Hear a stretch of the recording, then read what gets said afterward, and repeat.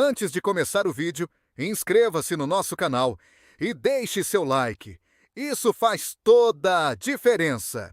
A noite em que Wagner Moura e Nicolas Ferreira se enfrentaram nas redes ficou marcada como um retrato cru e eletrizante do Brasil dividido.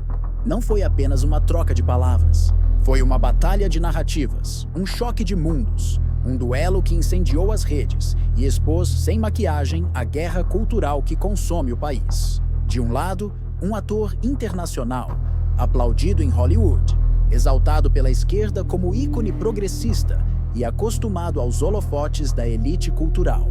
Do outro, o deputado mais votado da história do Brasil, símbolo da juventude conservadora, voz de milhões que não se dobram ao sistema e que não aceitam ver sua fé, sua família e sua liberdade ridicularizadas. O estopim? A condenação de Jair Bolsonaro. Wagner, aproveitando o clima de euforia da esquerda, ironizou o ex-presidente em entrevistas e postagens, surfando na onda de quem vibra quando vê um conservador acuado pelo STF. Mas Nicolas reagiu como um raio. Chamou o ator de fantoche da elite progressista e acusou-o de usar sua fama como arma para manipular a opinião pública contra a direita. A partir daí, o que poderia ser apenas uma faísca virou incêndio nacional. E você, que está assistindo agora, já parou para pensar: de que lado estaria nesse duelo que paralisou o país? Antes de continuar, me diga seu nome e de onde você está assistindo. Queremos ver até onde nossas histórias estão chegando.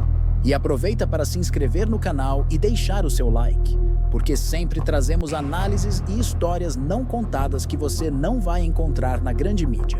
Aqui, a narrativa não é filtrada pelo sistema. Aqui, a verdade chega até você. Wagner Moura acreditava que teria vida fácil no Tribunal da Opinião Pública. Com seu tom irônico, chamou a condenação de Bolsonaro de um passo necessário para frear o autoritarismo. Apostava no eco previsível da mídia, nos aplausos automáticos da bolha progressista, nos trending topics inflados pelos militantes. Mas o que ele não esperava era a reação imediata e avassaladora de Nicolas Ferreira. Em poucas horas, o deputado virou o centro do debate nacional. Não foi só uma resposta, foi um contra-ataque cirúrgico, direto, inflamado. Nicolas lembrou que Wagner sempre repetiu as narrativas da esquerda, que nunca ousou criticar os escândalos de corrupção ligados ao PT, que jamais levantou a voz contra abusos de ministros quando esses favoreciam progressistas. A treta explodiu porque, no fundo, era muito mais que um embate entre duas figuras públicas. Era o choque entre duas visões de Brasil, duas formas de entender a democracia, duas maneiras de se conectar com o povo. Nicolas não apenas rebateu, ele avançou. Acusou Wagner de ser garoto propaganda da narrativa do sistema. Essa frase caiu como uma bomba e virou combustível para seus apoiadores. Afinal, quantas vezes já vimos artistas, intelectuais e celebridades serem usados como peças de propaganda para sustentar narrativas políticas? Nicolas expôs o duplo padrão. Wagner fala de autoritarismo, mas ignora a censura seletiva das redes. Wagner fala de ameaça à democracia, mas não abre a boca contra a perseguição judicial contra conservadores. Wagner posa de defensor da liberdade, mas se cala diante de ministros que extrapolam suas funções. Para Nicolas, o ator não passa de mais um rosto famoso emprestando glamour a uma agenda que já não convence como antes. Gente que acompanhou esse embate entre Wagner, Moura e Nicolas Ferreira percebeu algo que a grande mídia tentou esconder. Não se tratava apenas de um choque de opiniões, mas da exposição nua e crua de como funciona a máquina que controla narrativas no Brasil. Quando um ator milionário, exaltado em Hollywood e aplaudido por críticos estrangeiros, resolve atacar um deputado conservador eleito com mais de 1,5 milhão de votos, a pergunta que precisa ser feita é simples: quem realmente representa o povo? Nicolas não fala inglês nas entrevistas para agradar plateias internacionais. Ele fala português com sotaque mineiro para conversar com o trabalhador que acorda cedo, para a mãe que luta para criar seus filhos, Para o jovem que não aguenta mais ser tratado como criminoso apenas por ser conservador. E é justamente essa autenticidade que incomoda tanto. Porque enquanto Wagner fala em tapetes vermelhos, Nicholas fala em púlpitos de igreja, em praças cheias, em assembleias estudantis, onde jovens cansados do politicamente correto finalmente encontram alguém que os representa. Esse contraste é devastador para a esquerda, porque mostra que o glamour não vence a realidade. E aqui está o detalhe que a mídia jamais vai admitir. Cada vez que figuras como Wagner tentam ridicularizar conservadores, o efeito é o oposto. Eles fortalecem a base, criam mártires, geram mobilização. Foi assim com Bolsonaro, foi assim com Sérgio Moro, foi assim com tantos outros que ousaram desafiar o sistema. E agora é assim com Nicholas. Ao chamá-lo de projeto autoritário, Wagner apenas deu a ele o palco perfeito para mostrar a incoerência da esquerda, que fala tanto de democracia, mas se cala diante de censura seletiva, que grita contra a ditadura, mas ignora abusos de ministros, que fala de liberdade, mas defende prisão por opinião. O povo percebeu isso na hora e por isso a fala de Nicholas viralizou, porque não era apenas uma resposta ao ator. Era um grito contra tudo que a elite progressista simboliza. E é aqui que fica a reflexão. Será que o Brasil ainda vai aceitar que artistas, jornalistas e intelectuais milionários ditem as regras do jogo? Ou será que chegou a hora de ouvir quem realmente tem conexão com as ruas? Essa pergunta ecoou em cada esquina, em cada culto, em cada roda de conversa. E a resposta parecia cada vez mais clara. Nicholas não estava apenas enfrentando Wagner Moura. Ele estava enfrentando todo um sistema que teme a força do povo conservador. O choque se intensificou quando Wagner retrucou, acusando Nicholas de representar um projeto autoritário disfarçado de moralidade cristã. Mas, ao invés de enfraquecer o deputado, esse ataque lhe deu palco. Nicholas usou as próprias palavras do ator para reforçar sua imagem de combatente, alguém que não foge das polêmicas, que enfrenta de frente qualquer ataque da elite cultural. Cada vez que Wagner lançava um rótulo, Nicholas devolvia com uma exposição nua e crua da incoerência progressista. Enquanto Wagner soava repetitivo, recitando chavões gastos, Nicholas parecia se alimentar do fogo cruzado, crescendo ainda mais no imaginário popular. O embate tomou proporções gigantescas porque, no fundo, não era apenas Nicholas contra Wagner. Era o Brasil real contra a bolha progressista.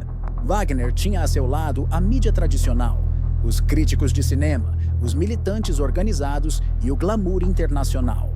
Nicholas tinha as ruas, as igrejas, as famílias, os jovens que se sentem sufocados pelo politicamente correto. Era a elite cultural contra a base popular. E, como sempre, a mídia escolheu um lado. Manchetes falavam em deputado extremista atacando artista renomado. Colunistas repetiam a palavra incendiário, como se fosse mantra. Portais estampavam fotos de Wagner sorridente, contrapostas a imagens de Nicholas com expressão dura, como se a estética fosse prova de quem era o mocinho e quem era o vilão. Mas será que o povo ainda cai nesse truque barato? Nicholas mostrou que não. Sua fala fantoche da elite progressista viralizou em questão de minutos, repetida em cortes de 30 segundos que explodiram nas redes. Virou meme, virou bordão, virou munição contra a esquerda. Jovens repetiam em tom de desafio. Líderes cristãos usavam em sermões para ilustrar como a cultura é usada para manipular mentes, e até políticos aliados adotaram a expressão em seus discursos. Nicholas havia feito mais do que rebater Wagner. Ele havia criado um símbolo, e símbolos são mais fortes que manchetes. Enquanto isso, Wagner parecia preso ao script de sempre. Falava em autoritarismo, ameaça à democracia, projeto fascista. Palavras repetidas à exaustão pela esquerda nos últimos anos, que já perderam impacto. Afinal, como pode ser fascista um deputado eleito com mais de 1,5 milhão de votos, sem ministério, sem poder de soltar ou prender, sem máquina pública? Essa contradição foi explorada com maestria por Nicholas. Cada vez que expunha a incoerência, seu público vibrava. E a esquerda, sem perceber, entregava a ele um palco gratuito. contraste entre os dois era gritante. Wagner falava para plateias elitizadas, para críticos internacionais, para colunas em jornais estrangeiros. Nicholas falava para o povo. E o povo, diferente do que a mídia acredita, tem memória. Lembra de quantos já foram destruídos por narrativas fabricadas. Lembra de Bolsonaro sendo chamado de genocida sem provas, de Sérgio Moro sendo transformado de herói em vilão em questão de meses, de Daniel Silveira, preso por palavras, de Carla Zambelli, difamada em campanhas orquestradas. Nicholas trouxe essa memória à tona. Ele não falava só de si, falava de um padrão. E quando o povo percebe padrão, a narrativa perde força. E aqui entra a pergunta que ecoou forte. Por que artistas como Wagner Moura são tratados como oráculos políticos intocáveis? Desde quando interpretar um personagem em série virou credencial para ditar os rumos do país? Nicholas jogou luz sobre isso, e o público conservador respondeu com força. Porque muitos já estão cansados de ver celebridades milionárias, desconectadas da realidade, opinando sobre o Brasil como se fossem donos da verdade.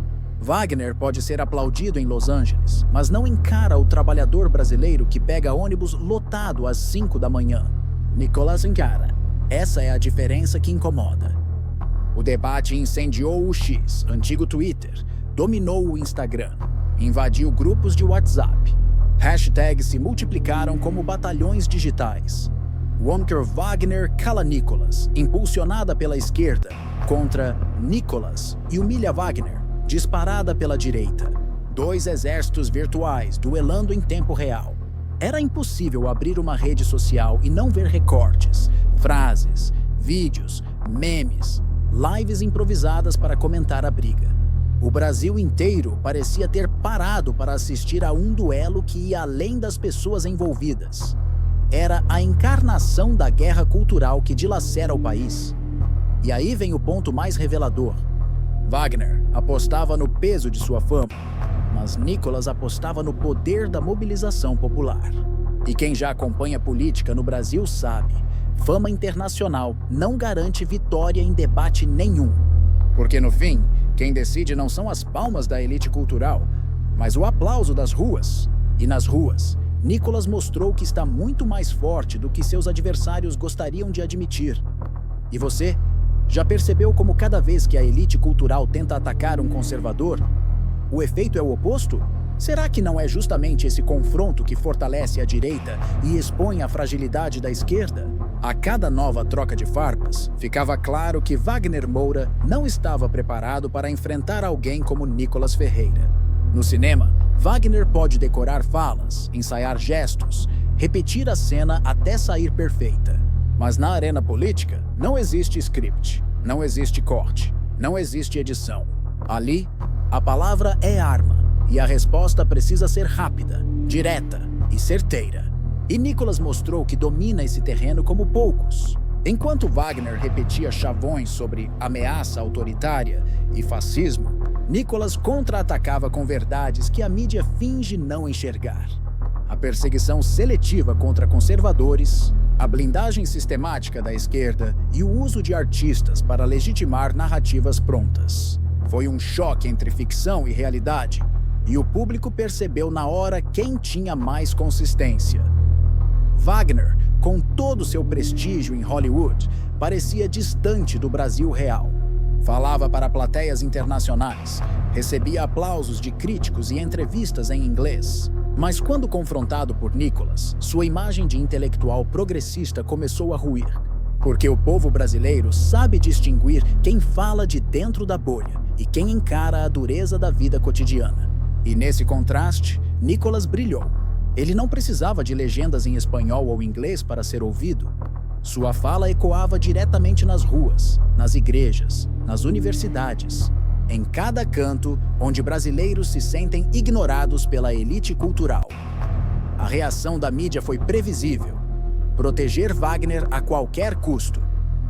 Manchetes em letras garrafais, colunistas se revezando para pintar Nicholas como incendiário, artistas publicando notas de solidariedade ao colega.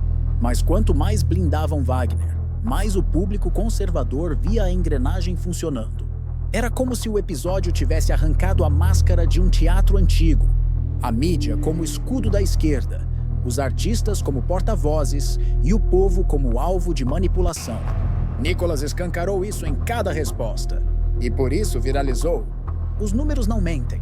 Enquanto entrevistas de Wagner eram reproduzidas em portais progressistas, cortes de Nicolas batiam milhões de visualizações em poucas horas. Hashtags pró-Nicolas dominavam as redes, igrejas compartilhavam suas falas em cultos, jovens transformavam seus argumentos em bordões. A base conservadora não apenas defendeu Nicolas, transformou o embate em combustível. Era como se a perseguição contra ele fosse também contra todos que se identificam com seus valores. E o efeito foi devastador para a esquerda. Ao tentar atacar, acabaram fortalecendo o adversário. Mas talvez o que mais incomodou Wagner e seus aliados foi a coragem de Nicolas de expor o duplo padrão. O deputado questionou por que artistas como Wagner falam tanto de ameaça à democracia, mas se calam diante da censura seletiva das redes, dos abusos de ministros que extrapolam suas funções, da perseguição judicial contra conservadores. Por que gritam contra o autoritarismo da direita, mas fecham os olhos para a corrupção endêmica do PT e para os aliados de esquerda blindados pela mídia? Essas perguntas ecoaram forte porque revelaram a incoerência gritante de quem tenta posar de guardião da democracia, mas só atira em um lado. O embate extrapolou fronteiras. Enquanto Wagner era exaltado pela imprensa internacional como a voz da resistência progressista brasileira, Nicolas era celebrado em páginas conservadoras fora do país.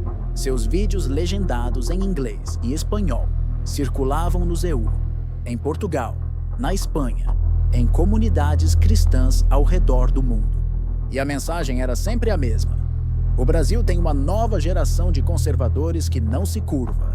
Essa internacionalização mostrou o quanto a treta tinha extrapolado o pessoal. Virou parte de uma guerra cultural global. E aqui está o detalhe que ninguém pode ignorar. Wagner fala para plateias elitizadas. Nicolas fala para o povo. Wagner recebe aplausos em Los Angeles. Nicolas recebe aplausos em Belo Horizonte, em Manaus, em pequenas cidades onde a voz da direita ecoa cada vez mais forte. Wagner pode ser celebrado em festivais de cinema, mas não encara o trabalhador que pega ônibus lotado. Não fala com o jovem que vê sua fé ser atacada em sala de aula. Não sente a dor da violência real que assola o Brasil. Nicolas sente, Nicolas fala, Nicolas representa. É isso que apavora na esquerda. E a pergunta que fica é inevitável. Será que a esquerda não percebeu o tamanho do erro que cometeu? Ao usar Wagner como arma contra Nicolas, não acabou apenas dando ainda mais palco para o deputado crescer? Porque no fim, o sistema pode até ter a caneta, mas é o povo que tem o voto. E esse voto, cada vez mais, se aproxima de quem fala com autenticidade, não com frases ensaiadas. No calor do embate, ficou evidente que não se tratava apenas de um bate-boca entre um ator consagrado e um deputado jovem. Era muito mais do que isso. Era o retrato de um país dividido, onde cada palavra é usada como munição, onde cada gesto carrega significado político. Wagner Moura queria diminuir Nicolas Ferreira, transformá-lo em alvo fácil da ironia progressista, mas o efeito foi exatamente o contrário. Porque, enquanto Wagner falava para agradar plateias e críticos, Nicolas falava diretamente com o povo. E no Brasil real, a voz do povo ainda tem mais peso do que qualquer aplauso de elite. A grande verdade é que Wagner representa um Brasil que não existe mais. O da esquerda glamorizada, que se apoia na narrativa de resistência, mas que vive desconectada do que realmente acontece no dia a dia das pessoas. Nicolas, por outro lado, representa o Brasil da rua, da igreja, do trabalhador, da juventude que não se curva ao politicamente correto. É esse contraste brutal que fez a treta ganhar tanta repercussão, porque no fundo, o que se viu não foi apenas um choque de ideias, foi um choque de mundos. E a pergunta que fica é simples: quem realmente fala pelo povo? Será que é um ator milionário, cercado por aplausos internacionais, Ou um deputado que encara de frente as críticas e segue defendendo aquilo que milhões acreditam? O público já respondeu, mesmo que a mídia tente esconder. A cada ataque contra Nicolas, sua base cresce. A cada ironia de Wagner, mais brasileiros percebem o abismo entre o discurso progressista e a realidade. Mas o episódio também revelou algo ainda mais perigoso. O quanto a guerra cultural está longe de acabar. A cada vez que um conservador se levanta, a máquina progressista reage com ainda mais força. O caso de Bolsonaro, o de Moro, o de outros nomes já mostrou isso. Agora é a vez de Nicolas. A esquerda não aceita perder espaço e, para isso, não hesita em usar artistas, jornalistas e até narrativas importadas. Mas será que isso vai funcionar? Ou será que estamos vendo justamente o contrário? Uma direita cada vez mais fortalecida pela perseguição. Nicolas não recuou, e isso foi crucial. Não pediu desculpa, não tentou suavizar palavras, não adotou o tom politicamente correto que esperavam dele. Ele foi direto, inflamado, firme. Chamou Wagner de fantoche do sistema, expôs a hipocrisia e se colocou como contraponto real a um discurso que há anos domina a mídia. Essa postura, longe de enfraquecê-lo, o fortaleceu ainda mais. Porque no Brasil de hoje, quem não tem medo de falar a verdade é visto como herói. E você que assiste agora, já percebeu o quanto esse embate representa? Não é apenas sobre dois homens discutindo, é sobre o futuro do Brasil. É sobre qual voz terá mais força, a da elite que tenta impor narrativas ou a do povo que exige ser ouvido. É sobre escolher entre a ficção vendida como verdade e a realidade vivida todos os dias por milhões de brasileiros.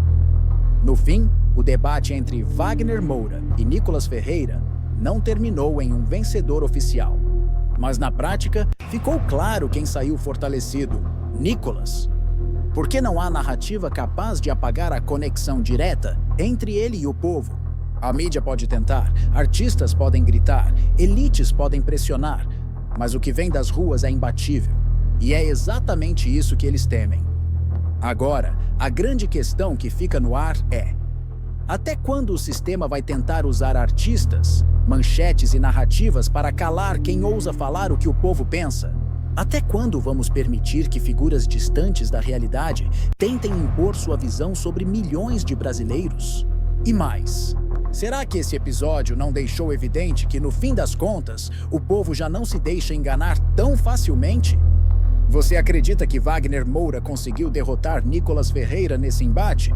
Ou será que, sem querer, acabou transformando o deputado mais jovem e votado do país em um símbolo ainda maior da resistência conservadora no Brasil? E aqui está o final que ninguém da esquerda queria admitir.